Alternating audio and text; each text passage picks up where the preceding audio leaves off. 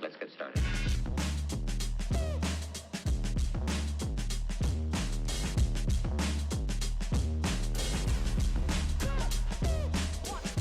Oi galera, tudo bem?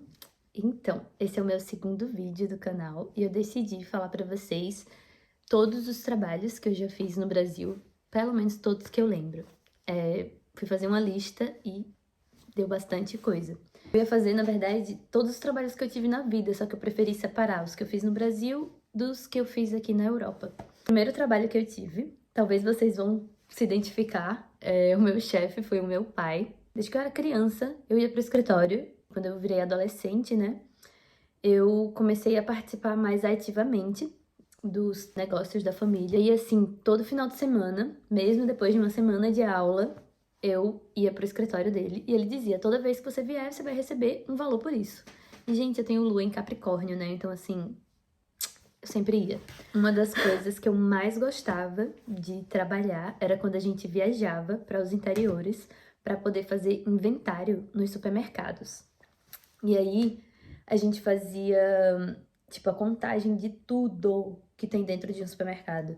Coisa por coisa, bala, tudo. Contava tudo, pesava tudo, para passar por uma planilha, para colocar no computador. Era uma trabalheira, só que eu amava. Era a parte que eu mais gostava do trabalho, era esse tipo de serviço, né, que a gente prestava. E aí, depois que eu terminei a escola, eu continuei trabalhando no escritório da minha família por mais um ano, mas enfim, por motivos pessoais, acabei saindo de lá. E aí começa a jornada de inúmeros trabalhos na minha vida.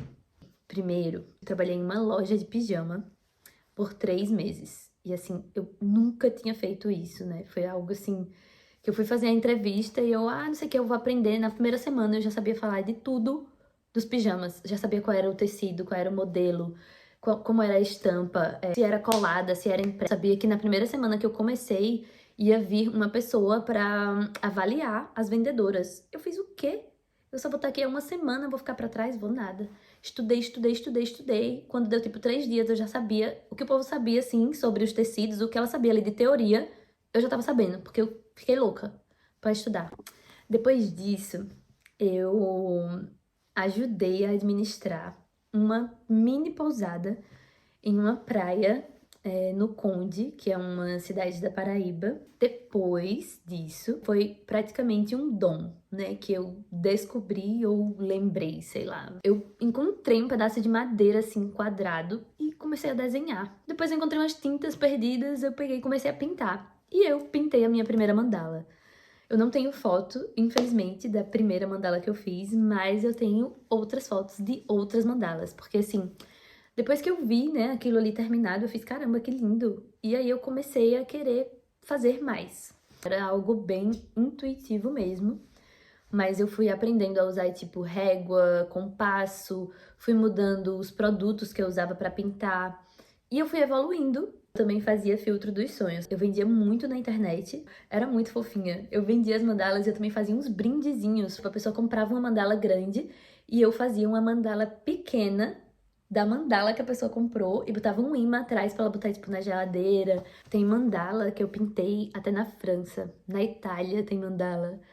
Gente, foi uma época pelo menos, doida. Acho que uns 6 meses antes, né, da pandemia começar, a minha família decidiu investir num novo empreendimento na Paraíba, o primeiro parque de mini golfe do Brasil. Tipo, não é aqueles golfes convencionais. E aí, qual era a minha função lá? O meu pai disse assim, olha, você vai fazer o jardim daqui, porque ele sabia que eu gostava de planta, de mexer com a terra, essas coisas. Qual a experiência que eu tenho com planta, tipo, de, né, profissional? Nenhuma.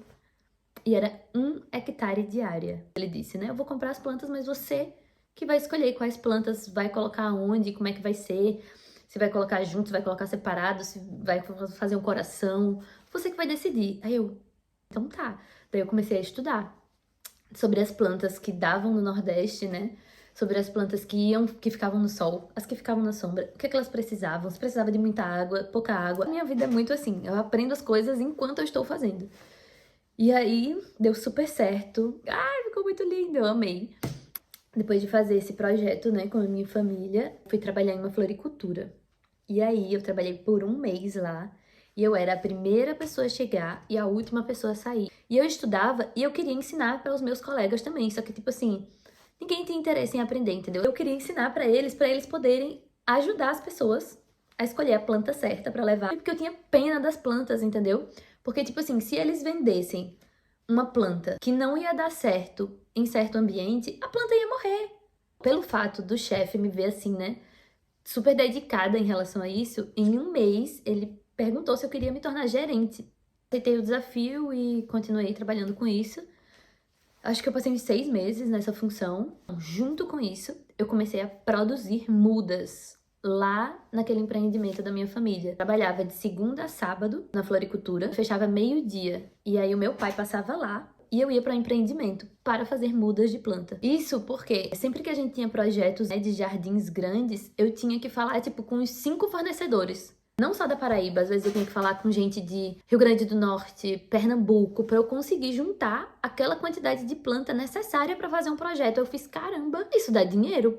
E aí eu comecei a fazer lá no empreendimento da minha família. Uma das coisas que eu quero pontuar sobre esse trabalho com as plantas é que, assim, mudou a minha forma de pensar, sabe? Porque eu não consigo ver as coisas preto no branco. Então, assim, eu olhava muito, analisava muito a vida das plantinhas. Por exemplo, se uma planta precisa de sol, ela precisa de sol. Não importa se ela foi cara, se ela foi um presente, se alguém tem expectativa sobre ela. Se você não der o que ela precisa, ela vai morrer.